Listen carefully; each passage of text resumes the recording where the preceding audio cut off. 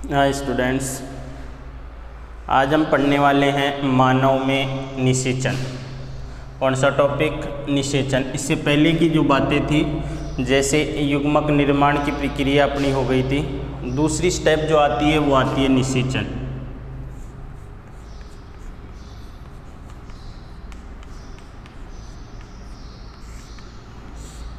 Fertilisation. निषेचन किसे कहते हैं? अपन ने जब पादपों के बारे में जब पढ़ा था, पादपों में लैंगिक जनन, तब भी अपन ने निषेचन के बारे में पढ़ा था। तो यहाँ है मानव में निषेचन। तो निषेचन किसे कहते हैं? नर युग्मक व मादा युग्मकों के केंद्रकों का आपस में मिलना निषेचन कहलाता है। निषेचन किसे कहते हैं? नरयुग्मक व मादा युग्मकों का आपस में मिलना क्या कहलाता है? निषेचन कहलाता है। निषेचन में नरयुग्मक जो है, यहाँ पर अगर बात करते हैं, नरयुग्मक क्या है मानव में? शुक्राणु। और मादा युग्मक की बात करते हैं तो मादा युग्मक क्या है? अंडाणु। तो अंडाणु का जब क्या हो जाता है? अंडोत्सर्ग हो जाता है। अंडोत्सर्ग के पश्चात अंडाणु कहाँ पहुँच जाता? अंडवाहिनी में। और शुक्राणु योनि मार्ग गर्भाशय से होता हुआ कहाँ पहुँचता है? अंडवाहिनी में पहुँचता है। और वहाँ जाकर क्या होता है? निषेचन की क्रिया होती है। अगर निषेचन की स्थान के आधार पर, जहाँ निषेचन की प्रक्रिया होती है उस आधार पर देखते हैं तो निषेचन दो प्रकार का होता है। निषेचन के प्रकार की बात करते हैं। निषेचन के प्रकार तो ये किस आधार पर है? ये स्थान के आधार पर कि निषेचन की प्रक्रिया कहाँ हो रही है, इस आधार पर निषेचन दो प्रकार का होता है। एक होता है बाह्य निषेचन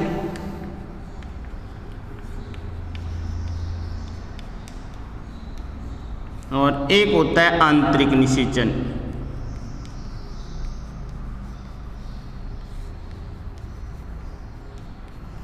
तो निषेचन कितने प्रकार का?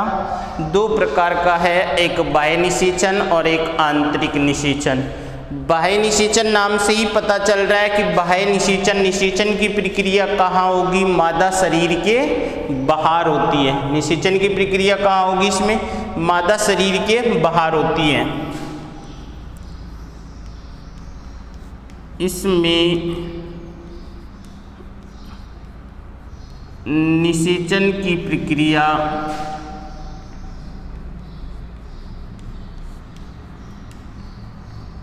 मादा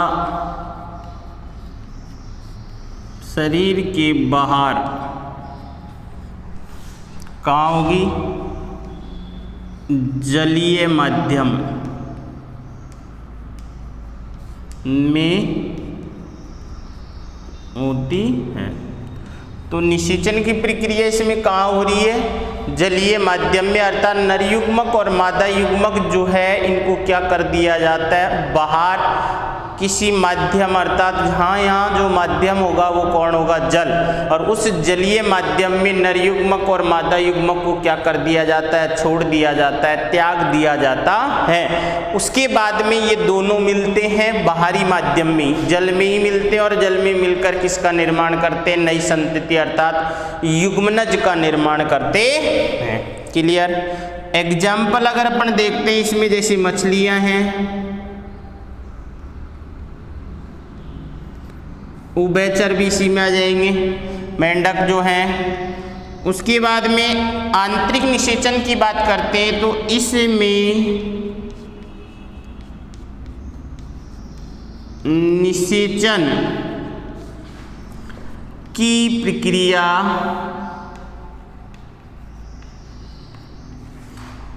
मादा शरीर के अंदर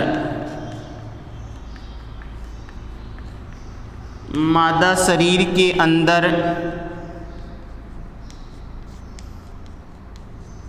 संपन्न होती हैं।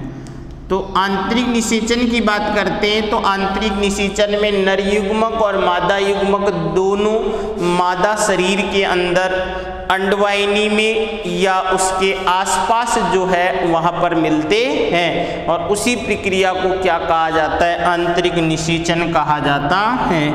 एग्जाम्पल की बात करते हैं, जैसे मानव इसमें आ जाएंगे, पशु इसमें आ जाएंगे, जितने भी अंडे देने वाले पक्षी हैं वो भी इसी में आ जाएंगे। तो इनमें भी निषेचन की प्रक्रिया कहाँ होती है, मादा शरीर के अंदर होती है। क्लियर। तो ये क्या थे निषेचन के प्रकार। अब आगे देखते हैं, जो निषेचन की प्रक्रिया होती है वो क्रमवाई होती है। जैसे सबसे पहले अंडाणु शुक्राणु जो है वो कहाँ पहुँचेगा, अंडाणु के पास। उसके बाद में अंडाणु के द्वारा कुछ रासायनिक पदार्थ जो है वो स्त्रावित किए जाते हैं, जिसे फर्टिलाइजिन। उसके बाद में अंडाणु शुक्राणु के द्वारा एंटी फर्टिलाइजिन का स्त्रावण किया जाता है। दोनों को पहचान आइडेंटिफिकेशन होता है और आइडेंटिफिकेशन के बाद में शुक्राणु का जो एक्रोसोम है उस एक्रोसोम से कुछ रासायनिक पदार्थ स्पर्म लाइसिन जो जिसमें एंजाइम पाए जाते हैं स्त्रावित होता है और वो क्या करेगा, अंडाणु की झिल्लियों को भेदने का या गलाने का कार्य करता है। उसके बाद में शुक्राणु जो है कहाँ प्रवेश करता है, अंडाणु के अंदर प्रवेश करता है। तो इस तरीके से प्रक्रिया जो अलग अलग पदों में होती है तो अपन एक एक करके देखते हैं। तो पहला जो आएगा वो आएगा शुक्राणु का अंडाणु तक पहुंचना, अप्रोच ऑफ स्पर्म। तो यहाँ पर पहली बात जो करते हैं, पहला पद जो है शुक्राणु का अंडाणु तक पहुंचना।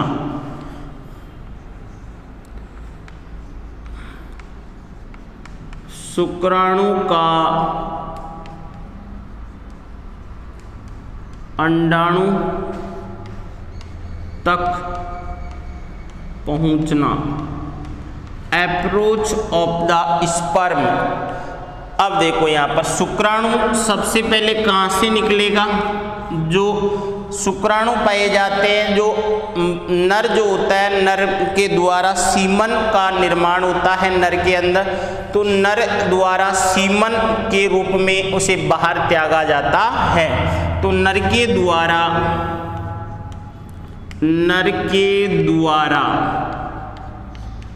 मादा की योनि में वीर्य या सीमन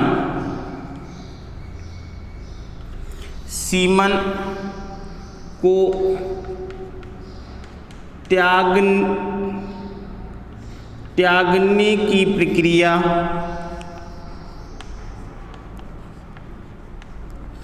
त्यागने की प्रक्रिया क्या कहलाती है, स्खलन कहलाती है। स्खलन, इंसेमिनेशन, स्खलन कहलाती है। तो नर क्या करता है कि मादा की योनि में क्या करता है, वीर्य का त्याग करता है। तो एक स्खलन में जितना वीर्य, अर्थात एक स्खलन में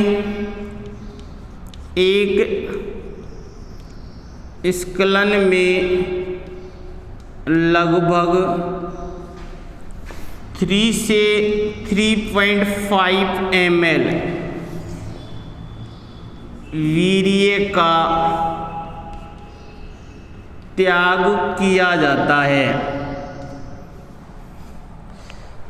तो एक स्खलन में नर के द्वारा लगभग कितना, 3 से 3.5 ml जो होता है उसका त्याग किया जाता है।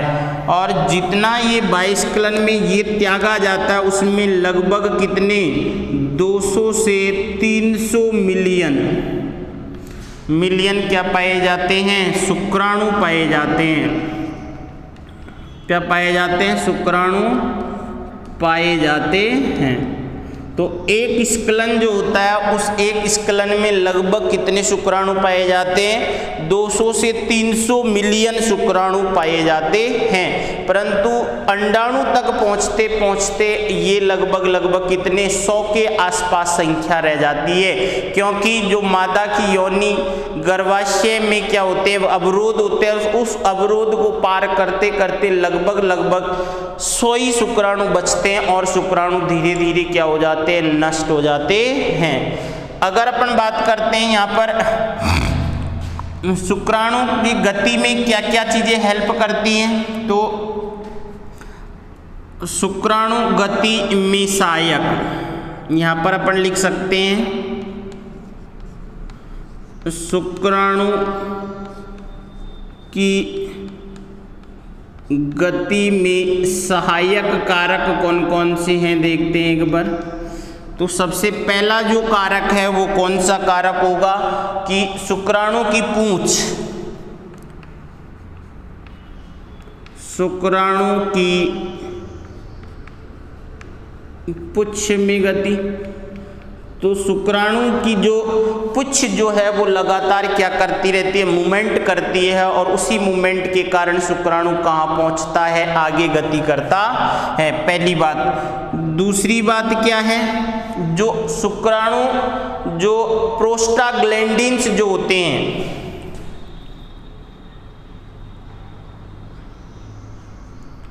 प्रोस्टाग्लैंडिन्स, तो प्रोस्टाग्लैंडिन्स द्वारा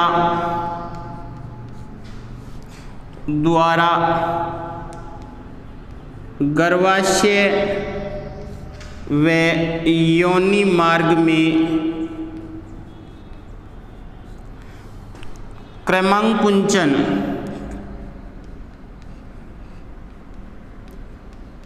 गति उत्पन्न की जाती है। तो जो प्रोस्टाग्लैंडिन्स जो होते हैं, जो कहाँ से लगभग जो शुक्राशय जो है उससे स्त्रावित होते हैं प्रोस्टाग्लैंडिन्स, तो ये जो है ये क्या करते हैं, मादा की योनि में वीर्य सीमन के साथ पहुंच जाते हैं और वहाँ पर जाकर क्या करते हैं, क्रमांकन गति उत्पन्न करने का कार्य करते हैं, जिसके कारण शुक्राणु जो है अर्थात इस तरीके से गति होती है वहाँ पर, जिसके कारण शुक्राणु कहाँ मूवमेंट करता है, आगे मूवमेंट करता है। तीसरा अगर कार्य करते हैं तो गर्भाशय और अंडवाहिनी में भी क्या उत्पन्न होती है, गति। गर्भाशय व अंडवाहिनी की गति के कारण शुक्राणु कहाँ नहीं आ पाते हैं, वापस पीछे नहीं आ पाते हैं। तो ये तीन कारक हैं जो शुक्राणु की गति में क्या करते हैं, सहायक होते हैं। अगर अवरोध की बात करते हैं कि अवरोध क्या क्या उत्पन्न होते हैं कि जिसके कारण लगभग 100 ही शुक्राणु शेष रह जाते हैं। तो अवरोध की अगर अपन बात करते हैं यहाँ पर, तो अवरोध बैरियर जो है वो क्या क्या है जिसके कारण, तो पहला बैरियर तो क्या होता है कि जब अंडोत्सर्ग होता है उस अंडोत्सर्ग के समय गर्भाशय की एंडोमेट्रियम भी लगभग साइज में क्या हो जाती है, मोटी हो जाती है। अगर अपन देखते हैं तो यहाँ पर गर्भाशय की एंडोमेट्रियम में क्या उत्पन्न हो जाते हैं, इस तरीके से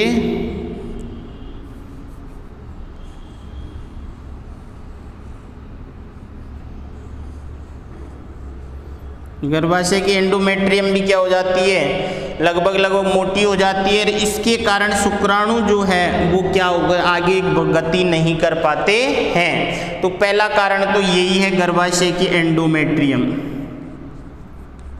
गर्भाशय की एंडोमेट्रियम के कारण, तो पहला कारण तो क्या है, जो गर्भाशय के एंडोमेट्रियम जो है उसके कारण, क्योंकि वो एक अवरोध की भांति कार्य करता है। दूसरी अगर मैं बात करता हूँ यहाँ पर, दूसरी बात में क्या होगा कि जो गर्भाशय और योनि मार्ग जो है उसकी पीएच जो होती है वो एसिडिक पीएच के कारण शुक्राणु क्या हो जाते हैं, डेड हो जाते हैं। योनि मार्ग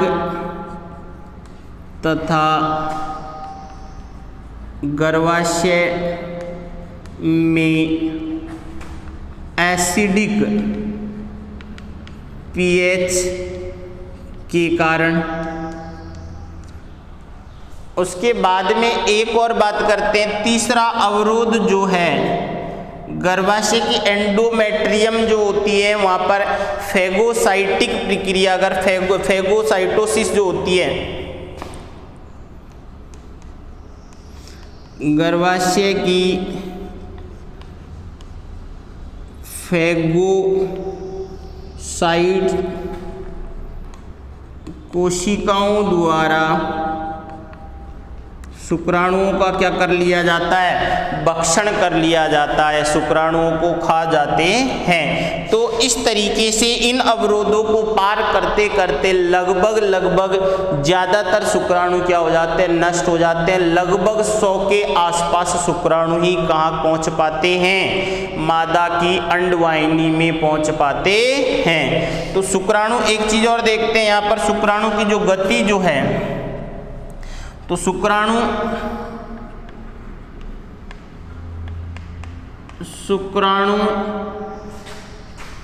एक से लेकर कितने 3.5 या 3 mm पर मिनट के आसपास क्या करते हैं, गति करते हैं, से गति करते हैं। तो ये शुक्राणु की अब जो है, तो सबसे पहले जो शुक्राणु कहाँ पहुँचेगा, अंडाणु तक पहुँचेगा। तो अंडाणु तक पहुँचने के लिए सबसे पहले नर के द्वारा सीमन जो है उसका क्या किया जाता है, मादा की योनि में त्याग किया जाता है। उसके बाद में शुक्राणुओं के कुछ कारक जो हैं वो तो क्या करते हैं, शुक्राणु की गति में हेल्प करते हैं, और कुछ कारक जो हैं वो क्या करते हैं, अवरोध करते हैं। तो ये अपन ने क्या क्या कारक उसमें सहायता कर रहे हैं। शुक्राणु की पुच्छ जो है वो लगातार गति करती है, मध्य भाग में माइटोकॉन्ड्रिया जो होते हैं वो शुक्राणु को क्या प्रदान करते हैं, ऊर्जा प्रदान करने का कार्य करते हैं। तो यहाँ पर और भी लिख सकते हैं शुक्राणु की पुच्छ, तो एक जैसे अपन चौथा कारक भी बोल सकते हैं कि शुक्राणु की गति के लिए, शुक्राणु की गति के लिए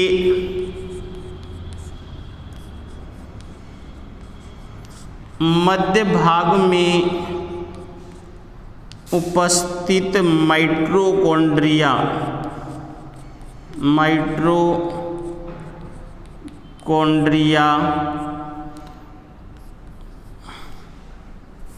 ऊर्जा प्रदान करते हैं।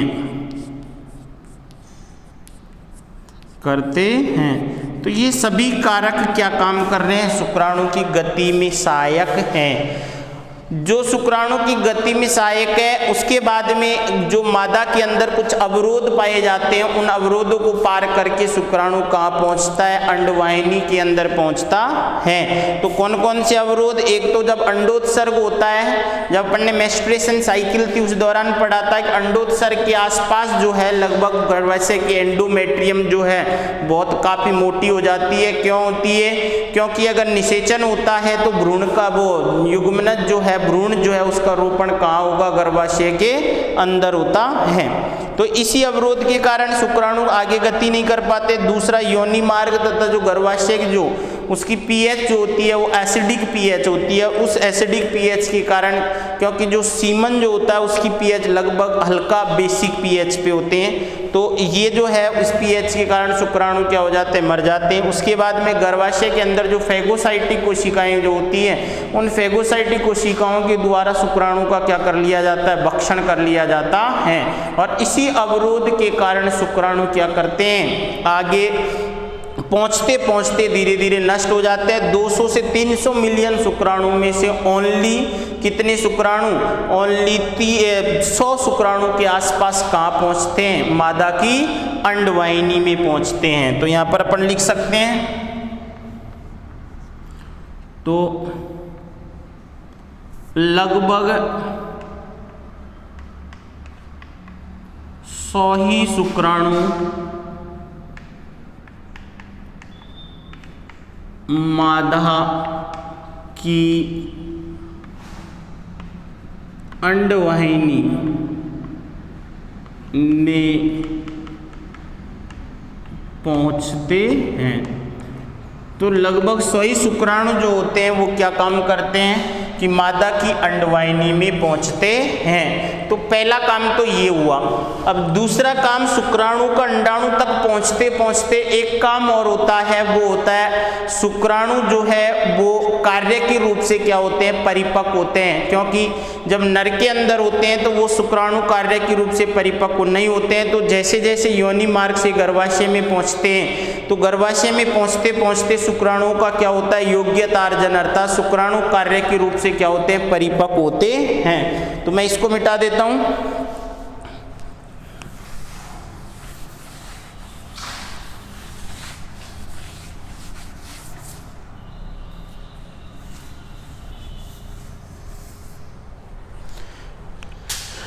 तो यहां पर अपन नेक्स्ट इसी में लिख सकते हैं। तो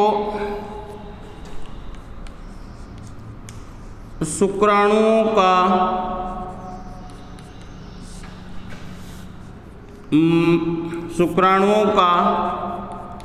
मादा की अंडवाहिनी में पहुंचते पहुंचते कार्य की परिपक्वन होता है, जिसे शुक्राणु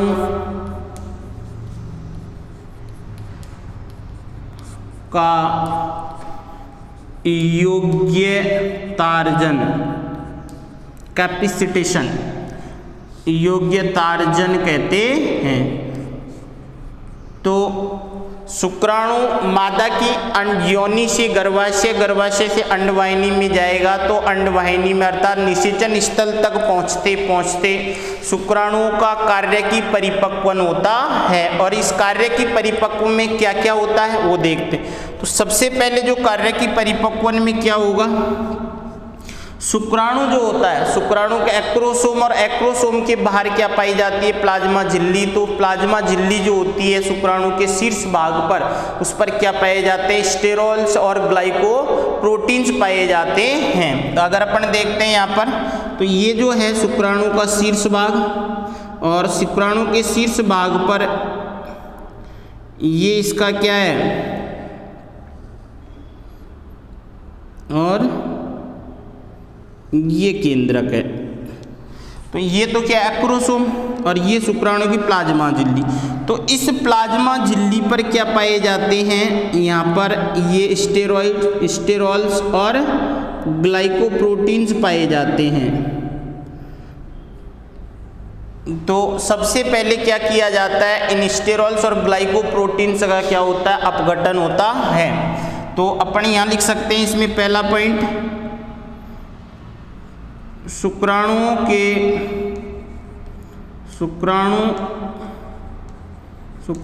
के प्लाज्मा झिल्ली पर पाए जाने वाले स्टेरॉल्स तथा ग्लाइको प्रोटीन्स का अपघटन या अठाना को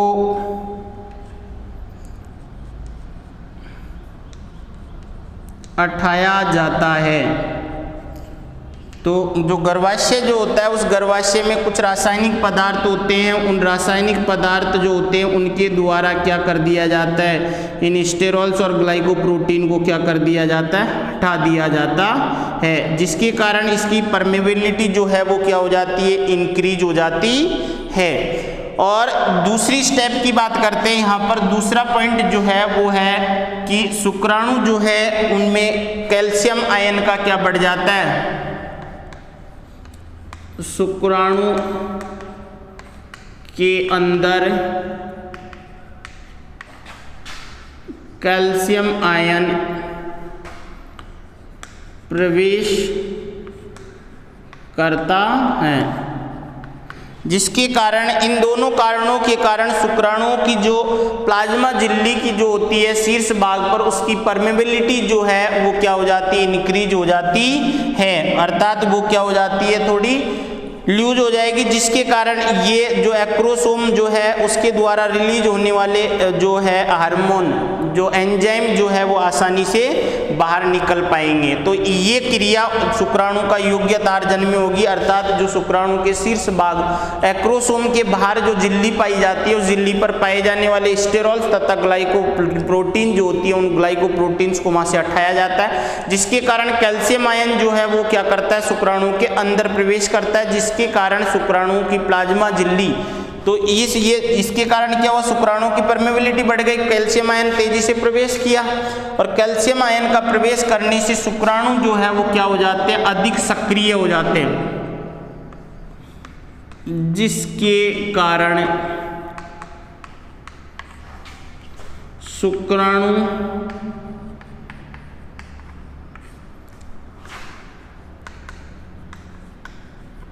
अधिक सक्रिय हो जाते हैं। तो ये प्रक्रिया, इन्हीं प्रक्रियाओं के कारण शुक्राणु का क्या होता है, उसमें निषेचन की क्षमता जो है, अर्थात शुक्राणु जो है अंडाणु की झिल्ली को भेदने की क्षमता ग्रहण कर पाता है, और उसी प्रक्रिया को क्या कहा जाता है, योग्यतार्जन कहा जाता है। तो शुक्राणु का अंडाणु तक पहुंचते पहुंचते क्या हुआ कि कुछ शुक्राणु जो है उनका नष्ट हो गए, कुछ शुक्राणु जो है वो शुक्राणु ने क्या किया, योग्यतार्जन की क्रिया जो प्रक्रिया के द्वारा से होकर गुजरे, जिसके कारण शुक्राणु जो है कार्य के रूप से क्या हुए, सक्रिय हुए।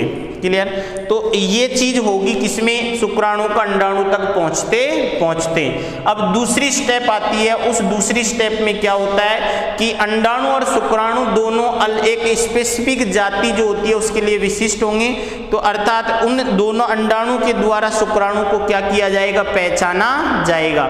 उसके लिए कुछ रासायनिक पदार्थ अंडाणु के द्वारा स्त्रावित किए जाते हैं और कुछ रासायनिक पदार्थ शुक्राणु के द्वारा स्त्रावित किए जाते हैं। क्लियर। तो दूसरा पद जो है अपना इससे रिलेटेड वो है, अगर दूसरे पद की बात करते हैं, यहाँ पर दूसरी स्टेप की बात करते हैं, तो उसमें क्या होगा कि अंडाणु के द्वारा एक रासायनिक पदार्थ का स्त्रावण किया जाता है जिसे कहा जाता है फर्टिलाइजिन, और शुक्राणु के द्वारा यहाँ पर फर्टिलाइजिन,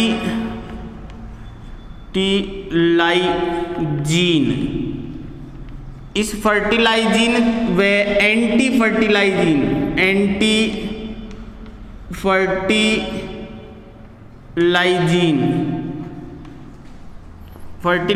व एंटी फर्टिलाइजिन के मध्य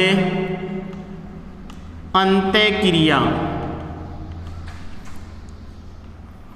दोनों के मध्य क्या होगी, क्रिया होती है, और उसी क्रिया के द्वारा क्या किया जाता है, इसको पहचाना जाता है, किसको, अंडा शुक्राणु।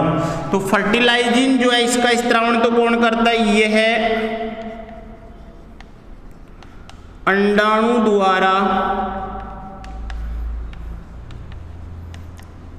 स्त्रावित होता है,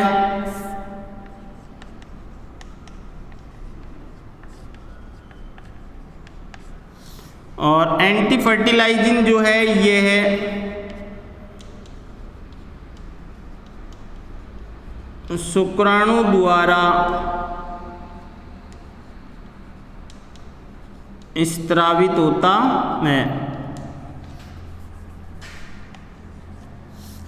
तो अंडाणु द्वारा तो किसका, फर्टिलाइजिन का स्त्रावण किया जाता है, और शुक्राणु के द्वारा एंटी फर्टिलाइजिन का स्त्रावण किया जाता है। तो ये जो होती है इसकी प्रॉपर्टी जो होती है वो होती है शुक्राणुफिलिक, अर्थात शुक्राणुग्राही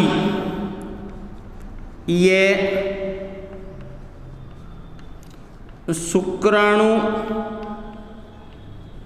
ग्राही प्रकृति का होता है, अर्थात इसको बोल सकते हैं अपन स्पर्मोफिलिक।